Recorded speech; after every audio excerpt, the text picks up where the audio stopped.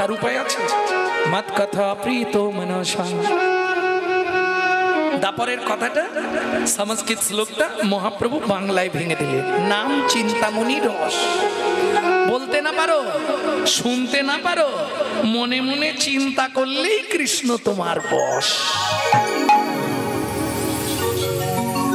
হরিনাম চিন্তামণি রস, যদি মনে মনে চিন্তা করতে পারো তাহলে কৃষ্ণ তোমার বশ। কিছুদিন মনে মনে। ললিতা ও বিশাখা, আমাকে তো আর বাড়ি থেকে বেরোতে দিচ্ছে না, কি করব? ওরাই চিন্তা করিস নি। রাধারানীকে শিক্ষা দিচ্ছে ললিতা, আমরা আছি তো। কিছুদিন মনে মনে, কিছুদিন মনে মনে ঘরের কোণে শ্যাম প্রীতি রাগ গোপনে। যখন মনে পড়বে তখন কি করব? শ্যামকে যখন পড়বে মনে, ওরাই চাইবে কালো মেঘের প্রাণী। কিন্তু আমার যে চোখে জল এসে যায়, চিন্তা নেই, ঘরে বসে কাঁদবি সদাই, ঘরে বসে কাঁদবি সদাই। ও রাধে ভিজে কাট দিয়ে উনানে, কিছুদিন মনে মনে। আস্তে গাইব না, মনে থাকবে তো? একটু দেখি গৌরচন্দ্রিকাটা শেষ করে। তাহলে নাম চিন্তামণি রস মহা ঔষধি সনে, হনুমান ভক্তি মধু মিশালো যতনে। এই নাগরী, এবার বলি দাতা শিরোমণি গোরা বিশ্বম্ভর রায়। দাতা শিরোমণি গোরা বিশ্বম্ভর রায়। ও মায়েরা, একটু এদিকে ধ্যান দিন। এই যে তালটি খুব ছোট তাল, কিন্তু কীর্তনের একটি প্রসিদ্ধ তাল, ছোট দটুকি। দাতা শিরোমণি গোরা বিশ্বম্ভর রায়। দাতা শিরোমণি গোরা বিশ্বম্ভর রায়। বলো জড় অন্ধ অতুরবধি সবারে বিলায়। ওগো জড় অন্ধ অতুরবধি সবারে বিলায়। বলি বিলালো বিলালো, বলি বিলালো বিলালো। ওগো গোলকের প্রেম ধন বিলালো বিলালো। এই গোলকের প্রেম ধন বিলালো বিলালো। ও গৌর, তুমি তাহলে প্রেম ধন বিতরণ করছো? বলে হ্যাঁ।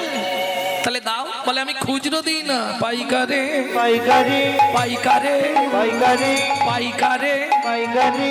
নাম দেব পাইকারে, নাম দেব পাইকারি, নাম দেব পাই। না না, পাইকারি মানে বোঝেন তো? ওখানে কিন্তু ওই 1 কেজি 2 কেজি পাওয়া যাবে না, যা নিতে হবে 1 পাল্লা। এটা একটা ব্যাপার, পাইকার। আর একটা হচ্ছে পাইকারে, পাইকারি নাম দেব পাইকারে, নাম দেব পাইকারি, পাইকারে। পাইকারি। বুঝে নিলেন? আরে কেন আমরা যে এসেছি, বলে এইভাবে তো আমি দেবো না। কোথায় দেবে? দোকানে দোকানে দোকানে, দোকানে দোকানে দোকানে। পাইকারে দেব দোকানে, পাইকারে দেব দোকানে, আমি পাইকারে দেব দোকানে, পাইকারে দেব দোকানে, পাইকারে দেব দোকানে, পাইকারে দেব দোকানে, দোকানে দোকানে দোকানে। দাতা শিরোমণি গোরা বিশ্বম্ভর রায়। বিশ্বম্ভর রায়। দাতার শিরোমণি। তাও যদি জগন্নাথের সৃষ্টি তত্ত্ব জানতে চান, আমি খুব সংক্ষেপে একটু বলে দিই।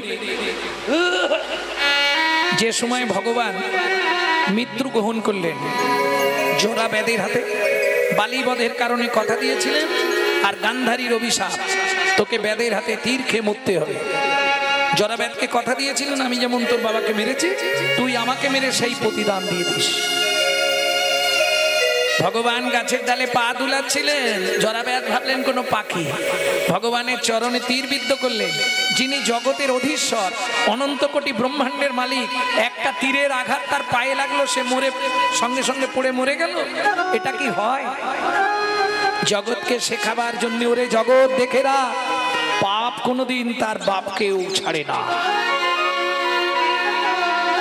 চিতা সাজানো হলো চন্দন কাঠ দিয়ে, ঘি ঢেলে দেওয়া হলো চিতার ওপর, ভগবান শ্রীকৃষ্ণের দেহটা তুলে দেওয়া হলো চিতায়, কিন্তু অগ্নি সংযোগ হচ্ছে না।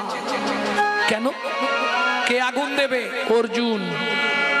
ও মায়েরা, ভগবানের অনন্ত কোটি ভক্ত, কিন্তু মৃত্যুর আগে ভগবান যখন শেষ নিঃশ্বাস ত্যাগ করবে, কার নাম ধরে ডাক দিলেন?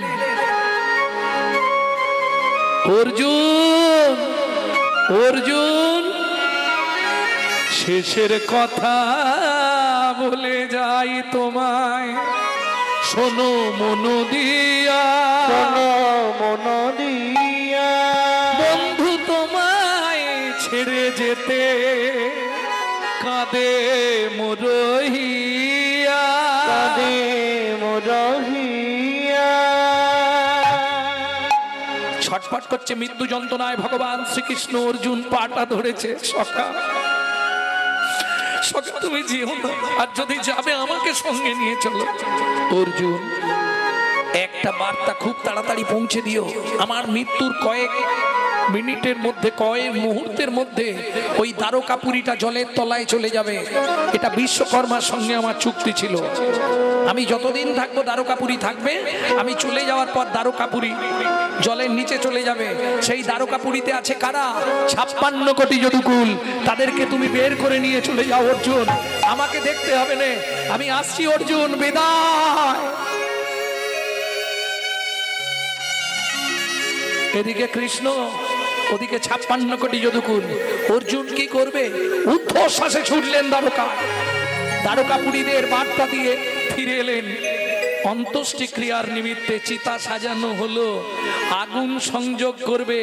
অগ্নিদেব বলে, অর্জুন আমার কথা শোনো, আমার কথা শোনো, বারে বারে তুমি আমায় অনুরোধ করো কেন?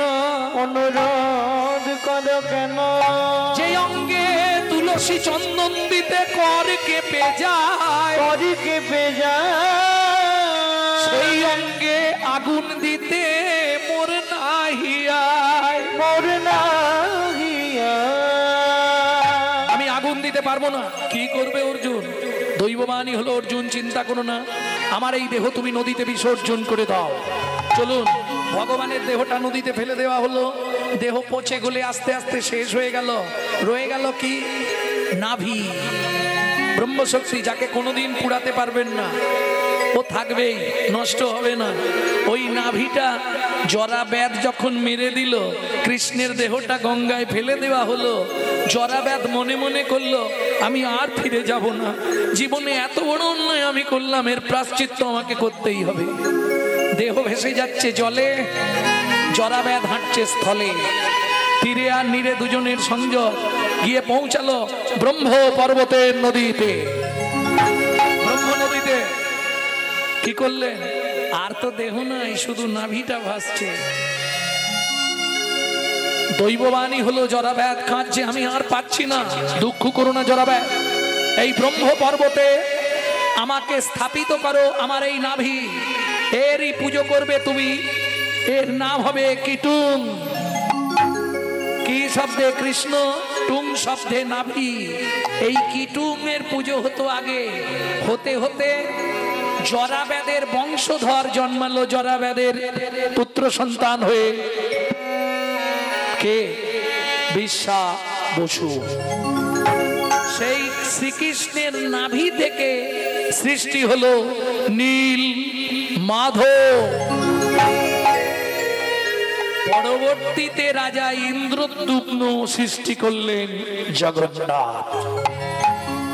তাহলে বুঝে নেওয়া গেল, ভগবান শ্রীকৃষ্ণ তার নাভি থেকে কে? কিটুং। কিটুং থেকে নীলমাধব, নীলমাধব থেকে জগন্নাথ। প্রেম সে বলো জয় জগন্নাথ কি জয়। ভিক্ষা মেগে খায়ো সদা,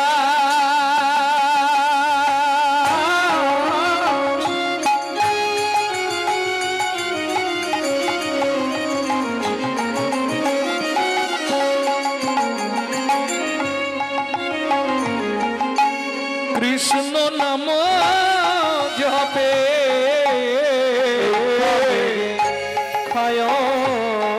সদা তারা কৃষ্ণ নাম জপে। এতে কয়া আনন্দের মাঝে কিছু দুঃখ আছে, এতে কয়া আনন্দ মাঝে কিছু দুঃখ আছে। ভক্তমণ্ডলী, ভক্তিমতী মায়েরা, একটা বাস্তব সত্য কথা শুনে রাখুন, যে বাইরে সব সময় হাসে অন্তরটা তার ফেটে যায়। প্রমাণ আমি বলছি না, বিশ্বকবি রবীন্দ্রনাথ বলছে, আমাকে যাহাতে সহজে বোঝো তাই তো এত লীলা ছল, বাহিরে যার হাসির ছটা অন্তরে তার চোখের জল। বুঝে নেওয়া গেল? স্বামী স্ত্রী, পিতা ছিলেন সনাতন দাস, মাতা ছিলেন পদ্মাবতী। ছোট্ট 4 বছরের ছেলে নাম মাধব, ভিক্ষাই ছিল জীবিকা, ভিক্ষা করে আনতো যেদিন যা যুক্ত, তবে অযাচিত ভিক্ষা। আপনার দ্বারে এসে চাইবে না, কই গো কিছু দাও, এটা করতেন না। গিয়ে দাঁড়াতেন, নাম করতেন, যে যা দিল নিল, নালে চলল। ভক্তমণ্ডলী, ভক্তিমতী মায়েরা, সেদিনেই ঘটল দুর্ঘটনা। কি হলো? পদ্মাবতী, তুমি এক কাজ করো, কাল তো একাদশী গেছে, আজ দ্বাদশীর পারণ। যারা একাদশী করেন নিশ্চয়ই জানবেন, একাদশী করলে দ্বাদশীর পারণ করতেই হবে। একাদশী করিয়া যে বা পারণ নাহি করে, নিশ্চয় জানিবে সে বা নরকে পড়ি মরে। তবে প্রকৃত যারা সত্যি কথা বলতে একাদশী করে, দেখবেন সারাদিন তাদের খিদে তৃষ্ণা বলতে কিছু থাকে না। তবে আমার কথা বলছি না, আমি কিন্তু একাদশী করলে রাত্রিতে জেগে থাকি, কতক্ষণে সকাল হয়, কতক্ষণে সকাল হয়।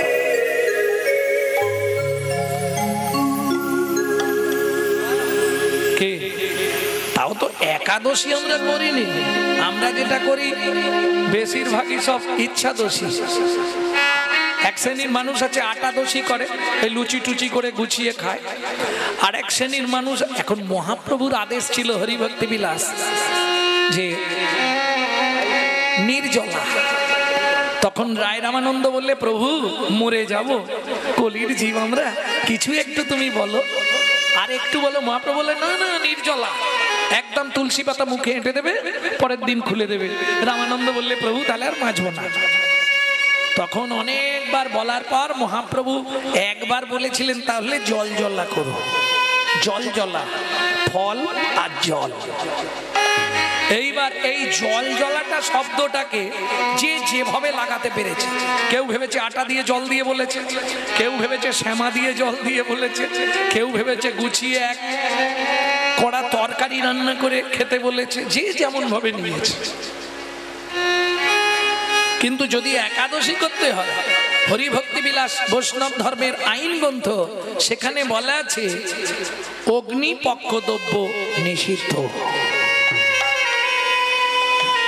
চেষ্টা করবেন ফল আর জল, অগ্নিপক্ষ দ্রব্য চলবে না, এটা মাথায় রাখবেন। খেতেই লাগবে না। আপনি যদি সারাদিনে সকালবেলা কাজু, আমট আর পেস্তা, কটা কিচমিচ খেয়ে নেন, খেজুর খেয়ে নেন, আর কিছু খেতেই লাগবে না। বুঝে নিয়ে গেল? একাদশী করতে হলে ওইভাবে করতে হবে। কেন একাদশী করব? ও মায়েরা, একাদশী কি করতেই হবে? তাহলে যে পাড়ায় পাড়ায় ব্রাহ্মণরা বলে সাধুবাদের একা একা একাদশী করতে নেই, বলেন সত্যি বলবেন? এরা গণ্ড মূর্খের দল, জীবনে স্বাস্থ্য পড়ে না, স্বাস্থ্য জানে না। কেন বললাম? পণ্ডিত যে জনা আজন্ম সে কানা, সারা জীবন স্বাস্থ্য ঘেটে মরে, স্বাস্থ্যের মর্ম কিচ্ছু বোঝে না। মাতৃবাদ পরদারে সুপরদব্যে সুলষ্টবাদ আত্মবাদ সর্বভূতে সুজমন্নতে সপণ্ডিতা। মাতৃবাদ পরদারে সু, নারীকে সবসময় মাতৃ জ্ঞান করতে হবে। পরদব্যে সুলষ্টবাদ, যত ভালো জিনিস তোমার চোখের সামনে পড়ে থাক, ওটা অন্যের, তোমাকে ভাবতে হবে মাটির ঢেলা। লাষ্টবাদ, আত্মবাদ সর্বভূতেষু, তোমার মধ্যেও যে আত্মা আছে, একটা পিঁমড়ের মধ্যেও সেই আত্মা আছে, একটা ব্যাঙের মধ্যেও সেই আত্মা আছে। এই মনোভাব নিয়ে যদি তুমি চলতে পারো তবেই তুমি পণ্ডিত। বুঝে নেওয়া গেল? তাহলে প্রশ্ন একাদশী কেন করব? একাদশী যাই প্রশ্ন তাই উত্তর। একাই দোষী, একাই দোষী, তুমি একাই দোষী, একাই দোষী, তোমার দোষের ভাগ কেউ নেবে না। একাই দোষী, দোষীর ভাগ কেউ নেবে না। একাই দোষী, দোষের ভাগ কেউ নেবে না। করো একাদশী, দোষীর ভাগ তাই গৌর হরি বল। দোষীর ভাগ কেউ নেবে না। করো একাদশী, দোষীর ভাগ কেউ নেবে না। করো একাদশী, তুমি একাই দোষী। আস্তে। এইবার চলুন পদ্মা, তুমি ভাতের জলটা বসাও, আমি 5 ঘর শুধু ভিক্ষে করে নিয়ে আসবো। ও তো কর্তাল নিয়ে আর চললো, কর্তাল নিয়ে আর নাম করতে চললো। ভজ শ্রীকৃষ্ণ চৈতন্য প্রভু নিত্যানন্দ, হরে কৃষ্ণ হরে রাম শ্রী রাধা গোবিন্দ। ভজ শ্রীকৃষ্ণ চৈতন্য প্রভু নিত্যানন্দ, হরে কৃষ্ণ হরে রাম শ্রী রাধে গোবিন্দ। হয়ে কলিযুগে শ্রীকৃষ্ণ চৈতন্য অবতার, হয়ে কলিযুগে শ্রীকৃষ্ণ চৈতন্য অবতার। হয়ে খেলিবার প্রবন্ধে কইল খোলো করতাল, ক্ষয় খেলিবার প্রবন্ধে কইল খোল করতাল। হয়ে গড়াগড়ি যান প্রভু নিজ সংকীর্তনে, ওই গড়াগড়ি জানে প্রভু নিজ সংকীর্তনে। ঘরে ঘরে হরিনাম বিলায় সর্বজনে, হয়ে ঘরে ঘরে হরি নামে বিনান সর্বজন। উচ্চ ঈশ্বরে কাঁদে প্রভু জীবের লাগিয়া, উচ্চ ঈশ্বরে কাঁদে প্রভু জীবের লাগিয়া। চেতন করান জীবে কৃষ্ণ নাম দিয়া, চেতন করানো জীবে কৃষ্ণ নাম দিয়া। 3 ঘর হয়ে গেছে, আর 2টো ঘরে গেলেই বাড়ি ফিরবো। আকাশটাও আজকে সেজেছে খুব জোর।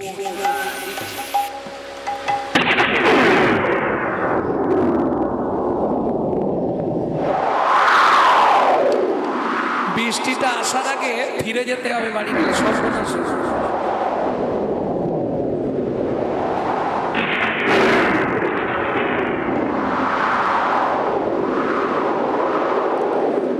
আর 2টো ঘরে গেলেই হয়ে যাবে, 5 ঘর ভিক্ষা না করলে তো হবে না। আর 2টো ঘর। ভজ শ্রীকৃষ্ণ চৈতন্য মহাপ্রভু নিত্যানন্দ, প্রভু নিত্যানন্দ, অদ্বৈত গদাধর আদি ভক্তবৃন্দ। অদ্বৈত গদাধর আদি ভক্তবৃন্দ। আমি কিন্তু 3 বার 3 রকম গাইলাম, আস্তে আস্তে 3 বার 3 রকম গাইলাম, বুঝতে পারলেন? ভজ শ্রীকৃষ্ণ চৈতন্য প্রভু নিত্যানন্দ, হরে কৃষ্ণ হরে রাম শ্রী রাধা গোবিন্দ। ভজ শ্রীকৃষ্ণ। আস্তে। এটা নবদ্বীপের সংকীর্তন, রাস্তায় রাস্তায় হতো, মহাপ্রভুর ভক্তরা গাইতেন। পরের যেটা গাইলাম এটা শ্রীবাসঙ্গনের নাম, এটাই কিন্তু শ্রীবাসের নাম নেই। শ্রীকৃষ্ণ চৈতন্য মহাপ্রভু নিত্যানন্দ, অদ্বৈত গদাধর আদি ভক্তবৃন্দ। কৃষ্ণ চৈতন্য মহাপ্রভু নিত্যানন্দ, অদ্বৈত গদাধর আদি ভক্তবৃন্দ। পরবর্তীতে গৌড়ীয়রা এইটাকেই একটু আলাদা করে গায়। ভজ শ্রী কৃষ্ণ চৈতন্য প্রভু নিত্যানন্দ, শ্রী অদ্বৈত গদাধর শ্রীবাসাদি গৌর ভক্ত বৃন্দ। ভজ শ্রী কৃষ্ণ চৈতন্য প্রভু নিত্যানন্দ, শ্রী অদ্বৈত আর একবার বাকি আছে। শ্রীবাসাদি গৌর ভক্তবৃন্দ। ভজ শ্রীকৃষ্ণ চৈতন্য প্রভু নিত্যানন্দ, হরে কৃষ্ণ হরে রাম শ্রী রাধা গোবিন্দ। ভজ শ্রীকৃষ্ণ চৈতন্য প্রভু নিত্যানন্দ, অদ্বৈত গদাধর শিবাসাদি গৌর ভক্তবৃন্দ। ওইখান থেকেই দৌড় দিয়েছে, বৃষ্টিটা আসার আগে ঘরে ঢুকে যেতে হবে। আস্তে ঠিক মাঝ রাস্তায় এসছে, বিধির বিধানকে করে খণ্ডন। ভিক্ষার ঝুলি কাঁধে, হাতে করতাল, কড়কড় কড়াত করে মাথার ওপর বজ্রাঘাত পড়ে গেল। দাউ দাউ করে জ্বলছে সনাতনের দেহটা, রাস্তার মধ্যে পড়ে গেল। ছটপট ছটপট করতে করতে শেষ নিঃশ্বাস ত্যাগ করলো।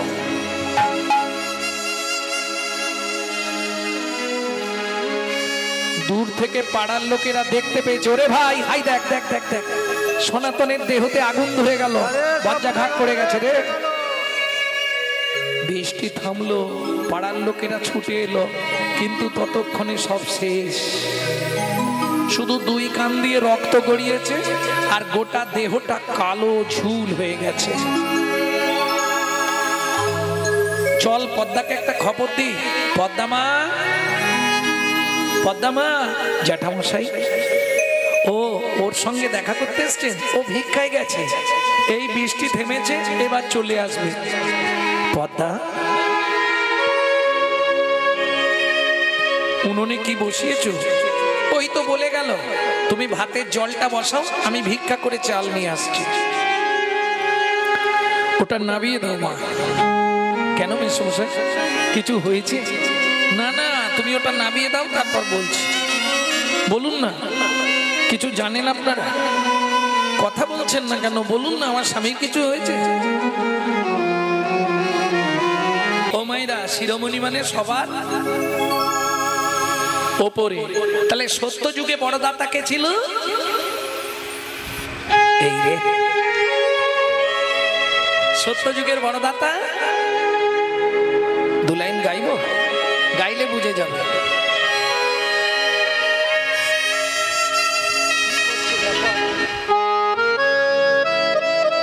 সত্য যুগের বড় দাতা কে ছিল? ধরিয়া বামন তুমি ভুলাইলে বলি তিন পদভূমি চেয়ে ধন্য ধন্য হে ভগবান। ও ধরিয়া বামন তুমি ভুলাইলে বলিব তিন পদভূমি। বিশ্বামিত্র রূপ ধরি হরিশ্চন্দ্রে পরীক্ষা করি দিলে তারে ভিখারি রবে। ধন্য ধন্য হে ঋষিকে। ও বিশ্বামিত্র রূপ ধরি হরিশ্চন্দ্রে পরীক্ষা করি দিলে তার ভিখারি রবে। ধন্য ধন্য হে ঋষিকে। ও ধন্য ধন্য হে ঋষিকে। তাহলে সত্য যুগে বড় দাতা বলি মহারাজ, ত্রেতা যুগের বড় দাতা রাজা হরিশ্চন্দ্র,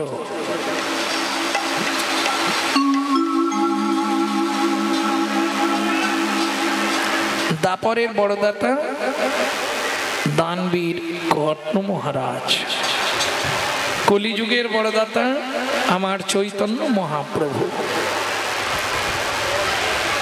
এই নাগরী দাতা শির মুনিগোড়া বিশ্বম্ভর রায়। দাতার শির মণিগোড়া বিশ্বম্ভর রায়। জড়য়ন্ধ অতুরবধি সবারে বিলায়। জড়য়ন্ধ অতুরবধি সবারে বিলায়। সুধাময় ভনে সভা ব্যাধিমুক্ত হইল। সুধাময় ভনি সভা ব্যাধিমুক্ত হইল। সুধাময় ভনে সভা ব্যাধিমুক্ত হইল। সুধাময় ভনি সবার ব্যাধিমুক্ত হইল। বলি করমদ সেতে মুরা ভগনা ছুটিল। ওগো করমদ সেতে মোর ভগনা ছুটিল। আমার হলোই বাকি রে, হলোই বাকি রে। চলো মন বৃন্দাবন ভজ শ্রী রাধা রমন, চলো মন বৃন্দাবন ভজ শ্রী রাধা রমন, মন চলো যাই বৃন্দাবন ভজ শ্রী রাধা রমন।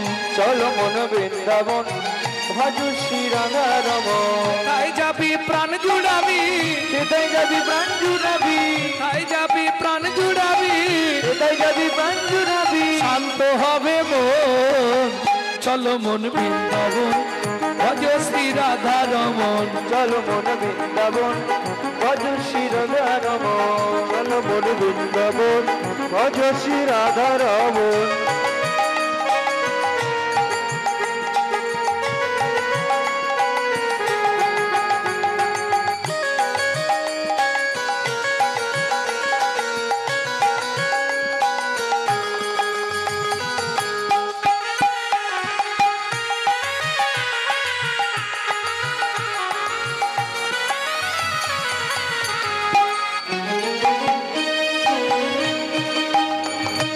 রাধা কুণ্ড শ্যাম কুণ্ড গিরি গোবর্ধন, রাধা কুণ্ড শ্যাম কুণ্ড গিরি গোবর্ধন, কালিন্দী যমুনা জয় জয় মহাবন, কালিন্দী যমুনা জয় জয় মহাবন।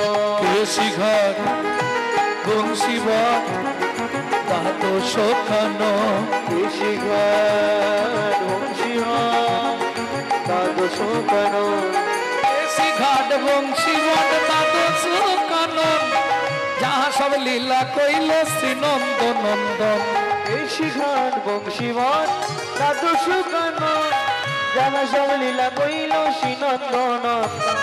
শ্রীনন্দ যশোদা জয় জয় গোপগণ, শ্রীদামাদি সখা জয় ধেনু বৎসগণ।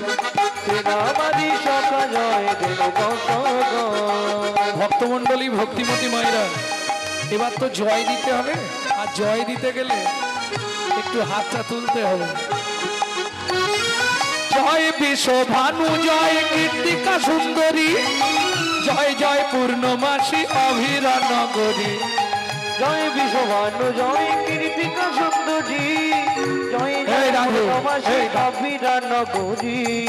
জয় বিশ্বভানু জয় কীর্তিকা সুন্দরী, জয় জয় পূর্ণমাসী অভিরা নগরী। জয় বিশ্বভানু জয় কীর্তিকা সুন্দরী, জয় জয় পূর্ণমাসী অভিরা নগরী। জয় জয় জয় জয় জয় জয় জয় জয় জয় জয় জয় জয় জয় জয় জয় জয়।